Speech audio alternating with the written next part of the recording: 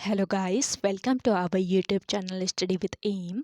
आज मैं आप सभी के लिए काफ़ी इंपॉर्टेंट वीडियो लेके आई हूँ। तो देखिए, आपके आगामी उत्तराखंड के सभी एग्ज़ाम के रिगार्डिंग आप सभी को स्टडी विद एम के द्वारा हिंदी की क्लास प्रोवाइड कराई जा रही है।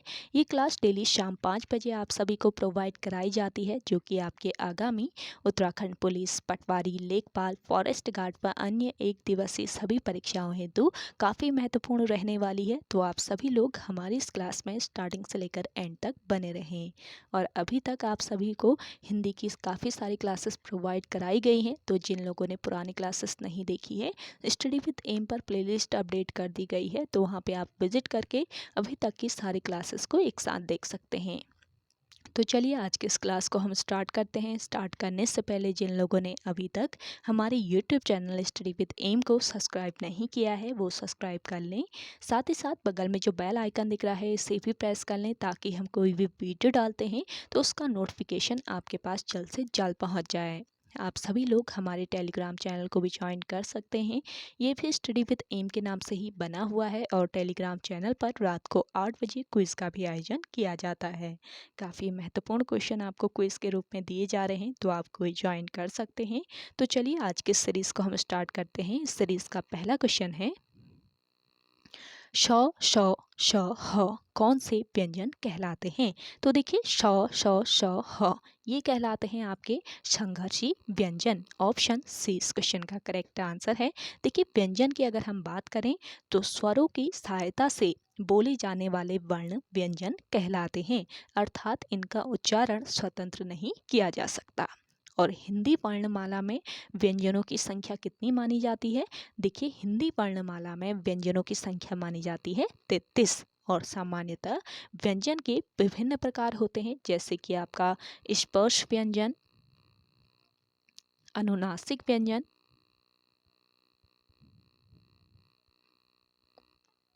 ऊष्म या संघर्षी व्यंजन,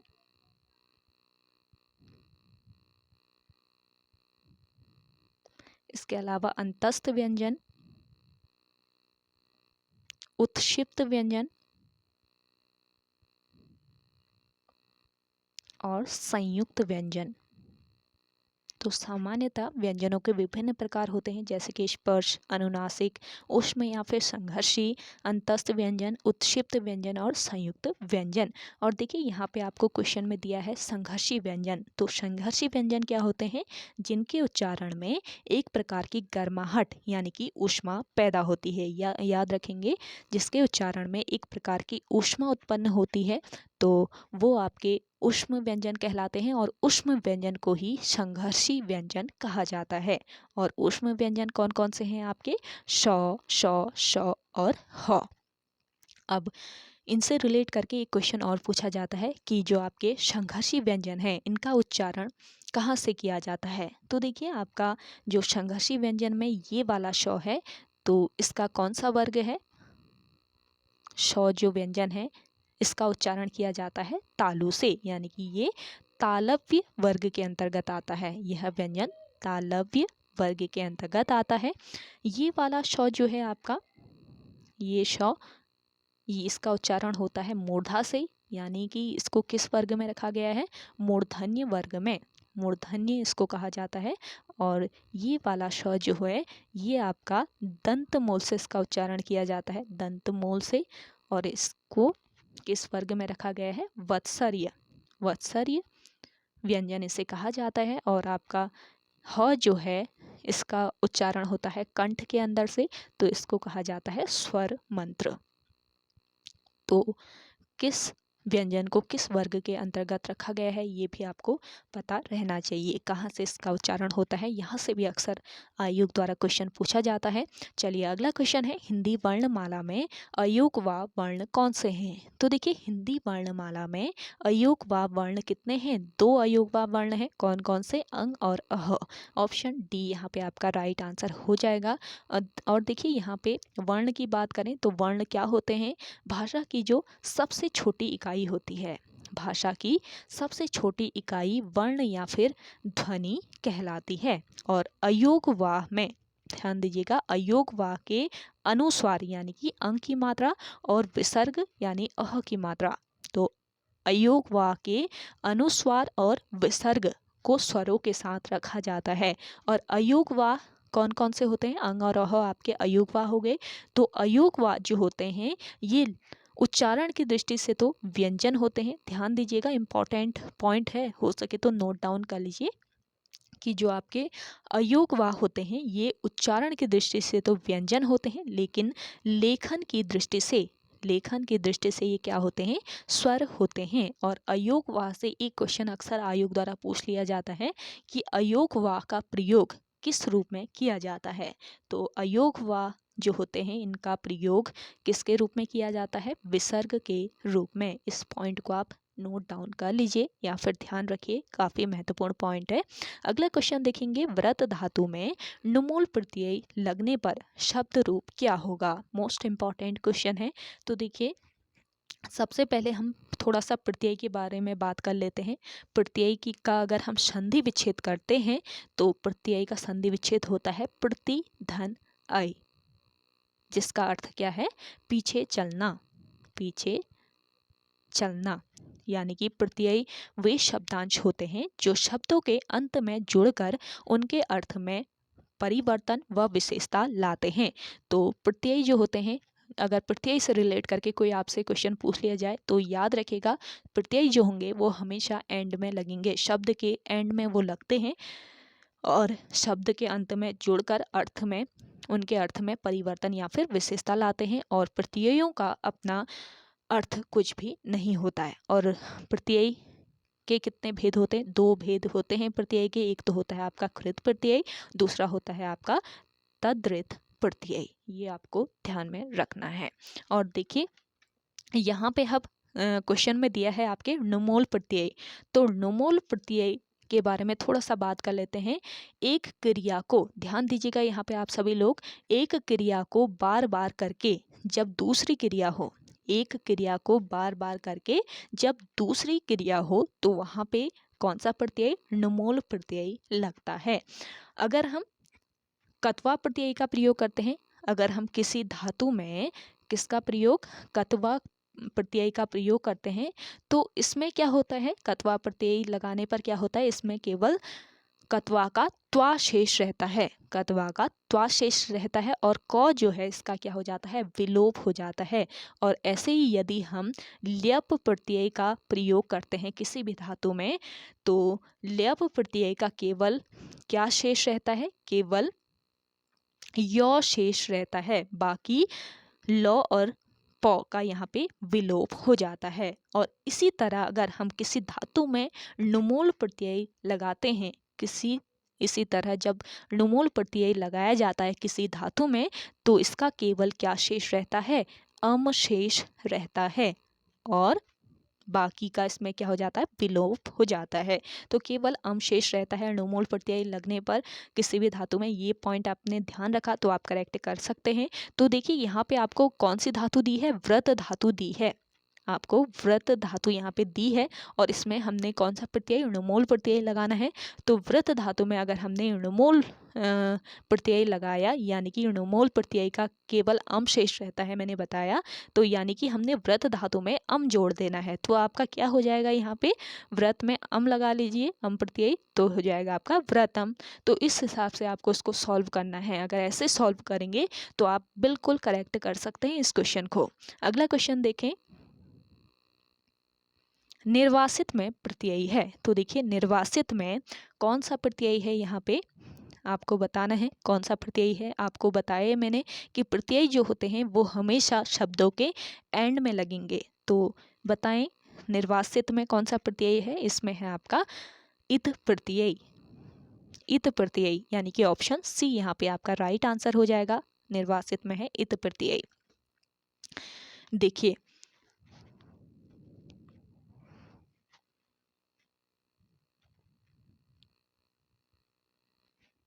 तो इस क्वेश्चन का राइट आंसर हो जाएगा आपका ऑप्शन सी। अगला क्वेश्चन देखें, आचार का विलोम शब्द क्या है।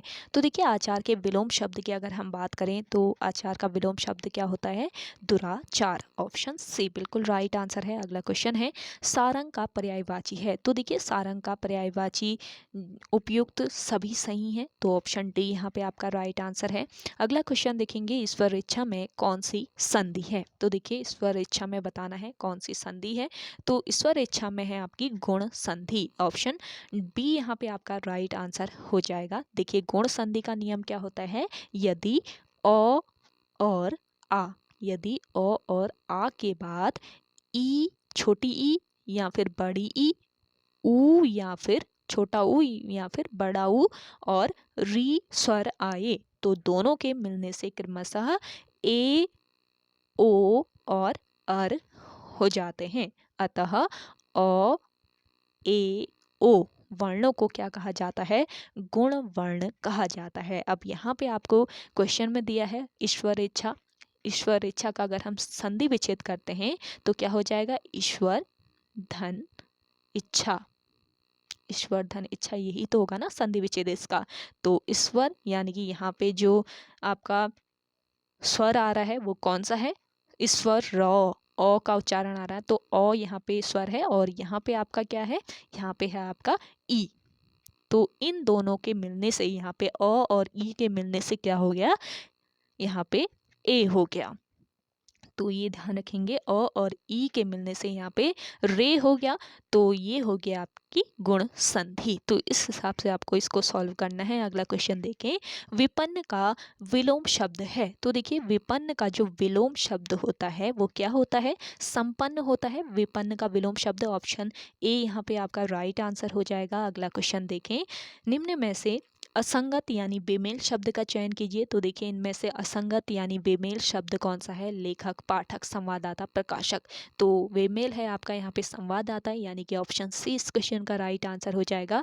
अगला क्वेश्चन देखें, निम्न में से असंगत यानी बेमेल शब्द का चयन कीजिए। तो देखिए असंगत यानी बेमेल शब्द है आपका यहाँ पे कौन सा, आधी।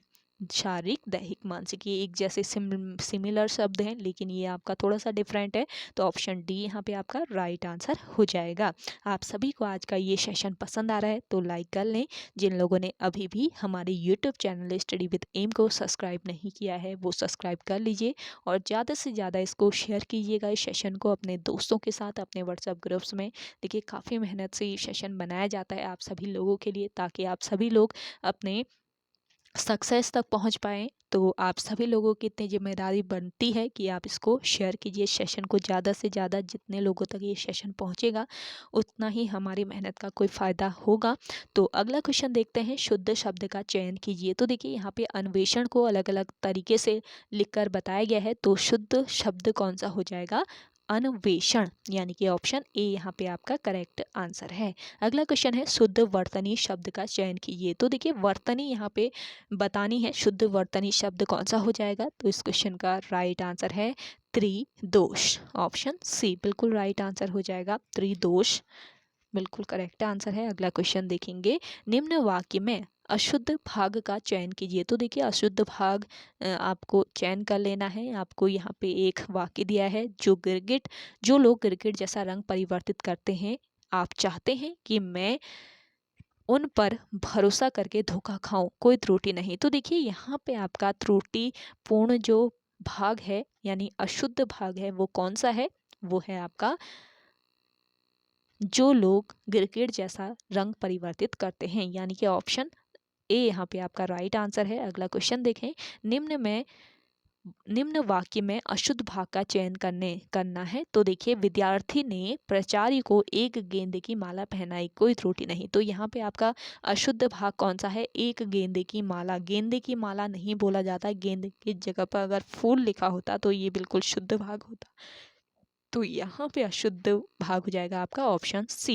अगला क्वेश्चन है, किसी के पास रखी दूसरे की वस्तु के लिए एक शब्द क्या है। तो देखिए किसी के पास रखी दूसरे की वस्तु के लिए एक शब्द होता है थाती, यानी कि ऑप्शन सी बिल्कुल करेक्ट आंसर है। अगला क्वेश्चन देखें, जिसके पास कुछ न हो के लिए शब्द क्या है। तो देखिए जिसके पास कुछ न हो उसके लिए एक शब्द क्या हो जाएगा, अकिंचन।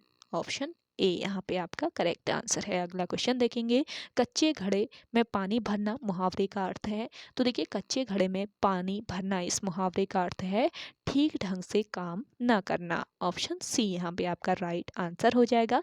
अगला क्वेश्चन देखें, छाती भर पत्थर मुहावरे का अर्थ है। तो देखिए छाती भर पत्थर, इस मुहावरे का अर्थ बताना है यहाँ पे। तो आप सभी लोग भी आंसर लगाएं, इसका क्या हो जाएगा। छाती भर पत्थर मुहावरे का अर्थ असहनीय दुख। ऑप्शन सी यहाँ पे आपका करेक्ट आंसर है। अगला क्वेश्चन देखेंगे, जस दुल्हा तस बनी बारात लोकोक्ति का अर्थ है। यहाँ पे आपको लोकोक्ति दी है, जस दुल्हा तस बनी बारात, इसका अर्थ बताना है। तो इसका अर्थ क्या होता है, सभी साथी एक ही जैसे, यानी कि ऑप्शन ए इस क्वेश्चन का बिल्कुल राइट आंसर हो जाएगा। अगला क्वेश्चन देखेंगे, कांति का पर्यायवाची है। तो देखिए कांति जो शब्द है इसका पर्यायवाची क्या होता है, इसका पर्यायवाची होता है शोभा, यानी कि ऑप्शन ए बिल्कुल राइट आंसर आपका यहाँ पे हो जाएगा। तो ओके गाइज, आज के इस सेशन में इतना ही। आई होप आप सभी को आज का ये सेशन काफ़ी पसंद आया होगा। अगर आप सभी को आज का ये सेशन पसंद आता है तो इस सेशन को लाइक कीजिएगा, शेयर कीजिए, और जिन लोगों ने अभी तक हमारे YouTube channel study with M को सब्सक्राइब नहीं किया है वो सब्सक्राइब कर लीजिए। और रात को 8 बजे आपका प्रीवियस ईयर क्वेश्चन पेपर को सॉल्व कराया जाएगा, तो उसके लिए आप तैयार रहिएगा। और कल आपको प्रैक्टिस सेट प्रोवाइड कराया गया था। जिन लोगों ने प्रैक्टिस सेट नहीं देखा है तो स्टडी विद एम पर विजिट करके आप सभी लोग देख लीजिए।